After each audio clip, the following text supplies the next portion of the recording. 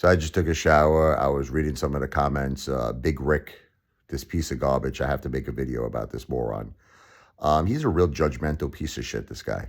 Wants to judge. We're going to talk about me in this video because the attacks are being directed towards me, not my kids. My kids went through an extremely hard time this year, losing their mom and their grandma. It's been absolutely devastating. But can we talk about me? Because the attacks that he's doing right now is at me.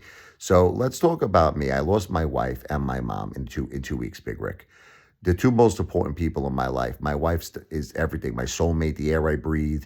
Okay, let's go through this because you want to start with her cousin? Okay, Jennifer's request, my wife's request, understand this, Big Rick, because you don't know what you're talking about, was that the cousin was the best choice, in her opinion, to actually be like a stepmom. Okay, that was my wife's wishes. She entrusted in her cousin. So the reason I initially went to the cousin, I'm going to go through the whole thing with you, okay, is that I felt it was my wife's wishes. I told the cousin this. I said, and the cousin, well, she never told me this. I'm like, well, maybe it got too late in her health. She discussed it with me, Sophia, okay, and Michael, but specifically with Sophia. Sophia knows all about this. And it was my wife's wishes that her cousin would be like a stepmother. So what did I really do wrong? Can we talk about this? Did I attack this girl? Did I touch her inappropriately? Did I do anything? Did I hurt her? No. Here's what I did, Rick. Here's what I did. I took her out to a $300 dinner at Harold's. This is what I did. And I basically made a statement saying that, would you like to see the kid? She's like, yes, once a month, she said. Okay.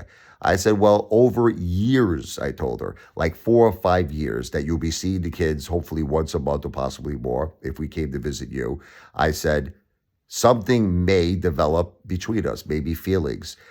It's called a meatball, meaning I didn't actually say it was going to happen. I didn't say that she would agree to it or I would agree to it. It's called a possibility. That's all. Because again, I reiterate, my wife was the one who put this in my head. She said, contact my cousin. She would be a great stepmom. So I was all messed up. My wife just passed away. I didn't know what I was doing. You know, I apologized to her cousin a million times. What do you want from me, Big Rick? You know, I apologized to her a million times. A million times I apologized to her. She doesn't want to talk to me. But the thing is, she doesn't even want to talk to her godchildren. She doesn't even want to talk to her godchildren. So look, you think that's right? Do you? That it was my wife's wishes that not only should her cousin be a part of the children's life, but what? Be a stepmom. And she doesn't even want to talk to them. Look, so that's all I have to say about it. Look, I was not right in my head. I apologized to her a million times. What do you want from me? What did I do so bad to her cousin? For 27 years, that girl never took $1 out of her pocket. Never. I treated her for dinners. I had her over my house. I treated her with the utmost of respect for 27 years. I never treated that girl bad. Okay, so that's all I have to say about that. Moving along. Sarah? What do you want to know about Sarah? Guys, she talked to me for 4, 5, 6, several hours every day. I had nothing. I had no one in my life. She helped me. She helped me. Don't you understand that? Okay, that's all it was. And then I wanted to help her. Again, I reiterate, she never came to the Jersey Shore. It's very important that everybody understands that because they keep bringing that up. Well, you were going to have her live with you. Okay, listen, if the queen had balls, she'd be the king. She never came to the Jersey Shore. That's the bottom line. Look, it was kind of like a Pretty Woman situation. You know, Richie Gere, Julia Roberts. I started thinking, look, the girl had a bad childhood. I thought maybe some of the decisions, the bad decisions she made in her life was due to a bad childhood. I thought maybe I could give her a better life. You know, we were talking for like 2 months on the phone, several hours a day, FaceTiming, everything. We grew very close.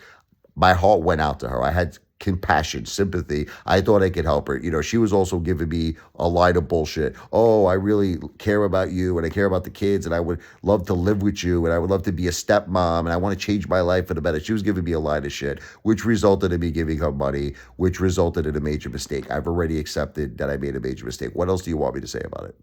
Okay. And then, you know, Megan was a great situation. We're very good friends. She remains friends with the kids, okay? And it's not a romantic situation, but we're very, very close. I do have someone in my life, a beautiful person. I'm not going to tell you who she is. Don't ask. Someone local. It's not someone online. And it's going very well, but we're taking it slow. Now, with that said, then he makes a comment that I'm eating out every day. Guys, Some people turn to drugs during a situation like this. Some people turn to alcohol. I turn to food. Which one would you, Rick, which one would you prefer, you piece of friggin' shit? Okay, which one would you prefer? Would you prefer I turn to drugs? Would that make you happy? Which is probably what this friggin' guy does. Okay, again, I'll say it's alleged. See, people like, you know what's funny is people like this guy, Rick, God only knows what this guy does in his personal life. I'm not even going to go. Guys like probably like Buffalo Bill in his private life from friggin' Silence of the Lamb. But again, I'll say it's all alleged. But it's funny how this guy is so judgmental. I'd love to see a day of your life. I love to see how you live. So I eat. Eating is not the worst thing in the world. You know what a therapist told me? A therapist told me it's a miracle I did not turn to drugs or alcohol. It's a miracle, she said. She said she patted me on the back and the shoulders. She said, unbelievable. Okay. And you're going to judge me why? Because I do emotional eating? I'm Italian. I'm from Brooklyn. I got to do something in a situation like this. Don't you agree?